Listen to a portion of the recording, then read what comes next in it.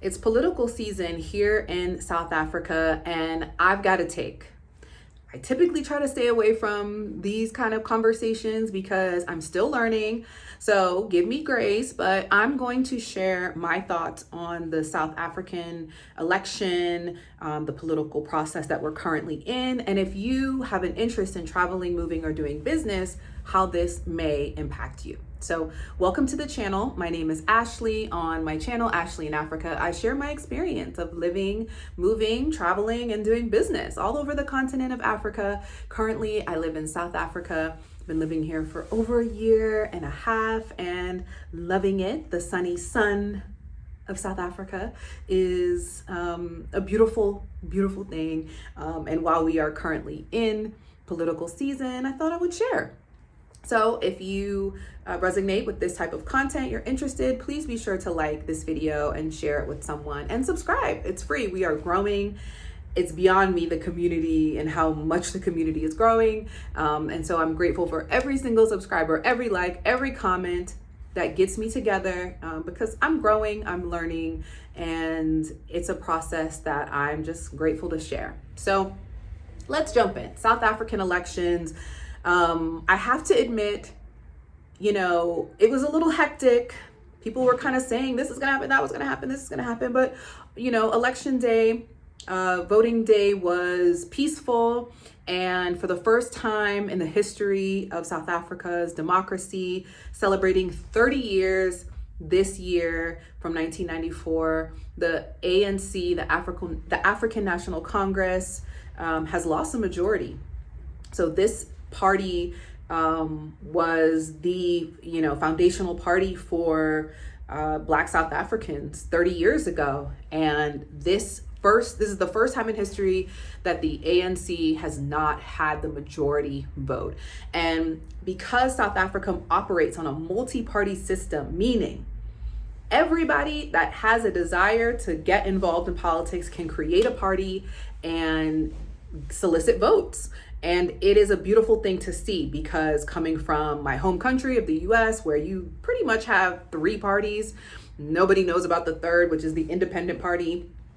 It's really Democrat or Republican, and people are kind of locked into those dogmatic spaces, and it's quite dysfunctional, quite chaotic. The multi-party system here in South Africa seems to be something that is a progressive way of democracy. Now, because the majority, is no longer with the ANC, there is now a discussion of a multi-party coalition.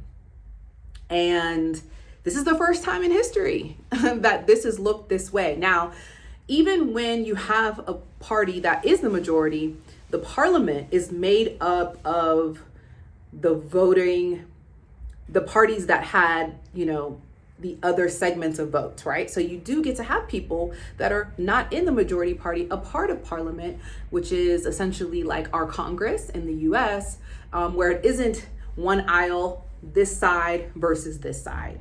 People sit together, they mix up, they're in different rows, and it's just a totally different experience. And, this is it's an interesting time. I think there may be 5 to 6 days by the time I publish this left for the coalition agreements to go through.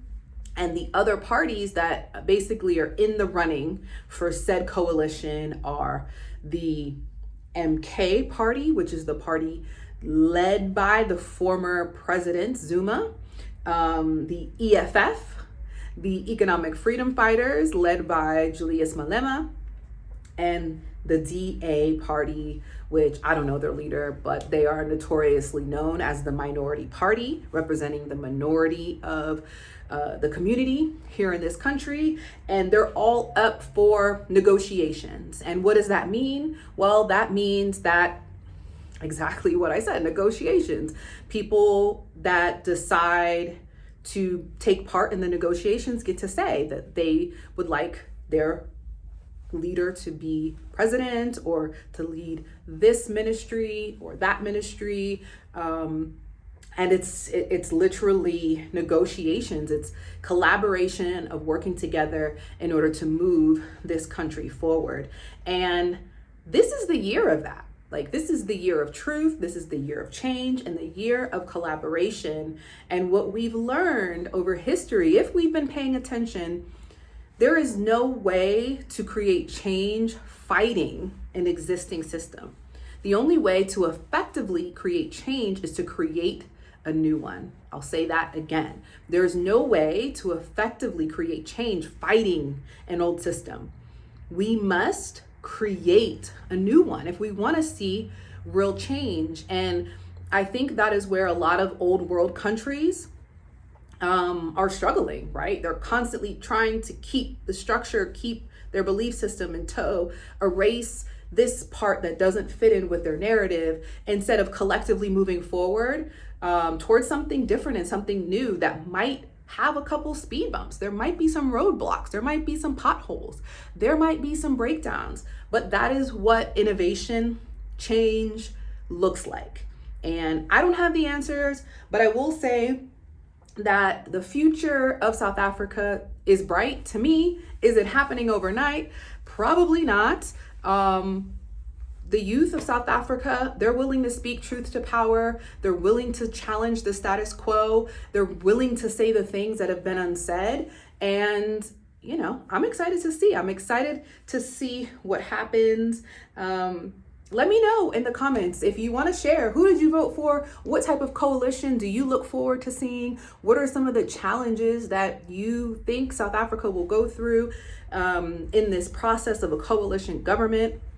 What's going to work? What isn't going to work? What has surprised you the most about this election season? I see a lot of similarities from, you know, the Western media and the Western way of communicating elections. And I'm not here to disqualify anyone's experience or anyone's, you know, thoughts on what is what. But I will say that, you know, we all have an opportunity to engage in change. It is not up to one person, one party, one government, or one system to lead us forward. It is up to every single one of us to do something every day towards the life that we desire to see for ourselves and for our children. And, you know, politics is just a part of that. So if you enjoyed this video, please be sure to like it and subscribe to the channel. Oh, and how does this impact you if you're a foreigner? Well, there's a lot going on. I may have to make another video of that, but new visas are being issued, are coming out, are being announced. Other visas are being taken away. Diplomacy is changing. There's a lot shifting. There's a lot happening, and there's a lot that could change. But stay tuned to the channel. If you just enjoy this content, subscribe, hit the notification bell so you can get updates on when I post that type of content next. Until the next video, I'll see you soon.